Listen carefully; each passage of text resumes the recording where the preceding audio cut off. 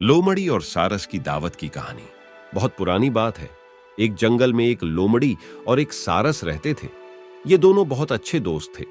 सारस रोजाना लोमड़ी को तालाब से मछली पकड़कर खाने के लिए देता था। इस प्रकार दोनों की दोस्ती बहुत गहरी होती चली गई।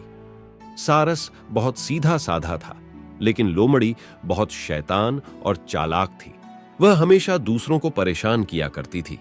उसे दूसरों का अपमान करने और मजाक उड़ाने में बहुत मजा आता था। एक दिन उसने सोचा कि क्यों न एक बार सारस का भी अपमान किया जाए और उसका मजाक उड़ाया जाए। ऐसा सोचकर उसने सारस को दावत पर बुलाया। उसने जानबूझकर सूप एक प्लेट में परोसा। उसे पता था कि सारस प्लेट में से सूप को नहीं पी सकता। उसे सूप न पीता देख लोमड़ी मन ही मन बहुत खुश हुई और झूठी चिंता दिखाते हुए सारस से पूछने लगी कि क्या बात है मित्र, सूप पसंद नहीं आया क्या? सारस बोला, नहीं मित्र, यह तो बहुत स्वादिष्ट है। सारस ने जब देखा कि सूप को प्लेट में परोसा गया है और लोमड़ी जानबूझकर उससे सवाल कर रही है, तो वह सब समझ गया, लेकिन कुछ नहीं बोला। उस दिन सारस को अपमान सहने के साथ ही भूखा भी रहना पड़ा, लेकिन जाते जाते सारस ने भी उसे अपने यहां दावत पर बुलाया और लोमड़ी दूसरे ही दिन सारस के घर दावत पर पहुंच गई।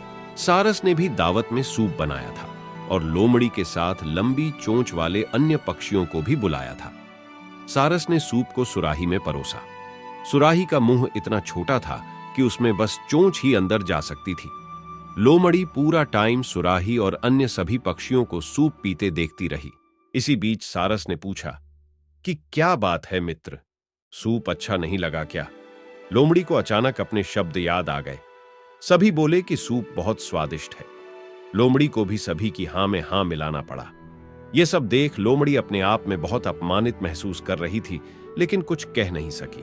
कहानी से सीख, हमें कभी भी किसी का अपमान नहीं करना चाहिए। हम जैसा दूसरों के साथ करते हैं, वैसा ही हमारे साथ होता है।